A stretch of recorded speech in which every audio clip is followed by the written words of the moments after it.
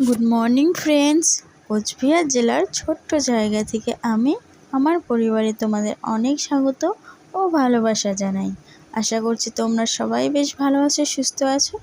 আমরাও ভালো আছি এবং সুস্থ আছি। তো সকালবেলা বন্ধুরা এখানে চা বানিয়ে নিচ্ছি। আর লিকুইড দুধ ফ্রিজে রেখেছিলাম, কেমন বরফ হয়ে গিয়েছে দেখো।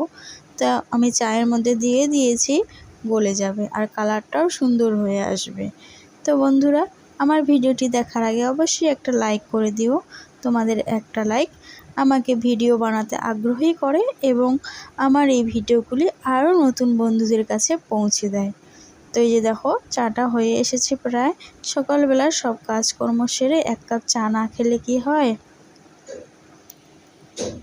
পুরো ভিডিওটি জুড়ে থেকো, আশা করছি তোমাদের ভালো লাগবে।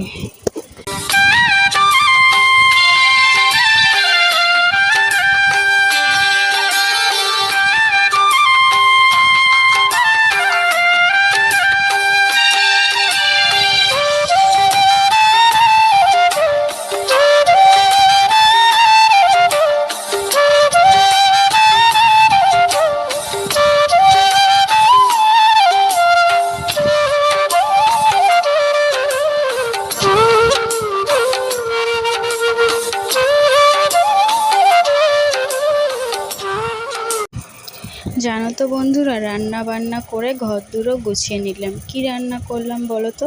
করলাম হচ্ছে ডাল, পটল ভাজা আর কিছু আলু ভাতে সিদ্ধ দিয়ে দিয়েছি। এগুলো বলো বেশ ভালো খাবার সকালবেলার। তো দেখো এমন রোদ, আমাকে তো দেখাই যাচ্ছে না। তো যাই হোক, তোমাদের একটু বাইরেটা দেখিয়ে দিলাম কি হারে রোদ পড়েছে আজকে, প্রচণ্ড গরম। তো চলে আসলাম দোকানে, এবার দোকান গুছাতে। তো দেখো আমার মাম্মাম এগুলো গুছিয়ে রেখেছে, আরও কিছু রয়েছে, এগুলো এবার আমি সুন্দর করে গুছিয়ে নেব। তো বন্ধুরা সাথেই থাকো, দেখতে থাকো।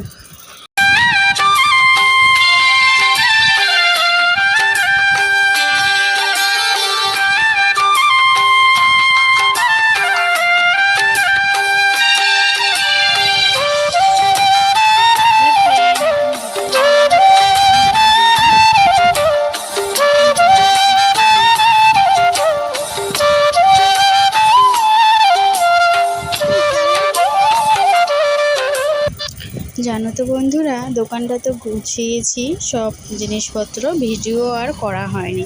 তো তোমাদের সঙ্গে আর কি শেয়ার করব। বললাম তোমাদেরকে দোকান গুছিয়ে নিব, কিন্তু আর দেখাতে পারলাম না।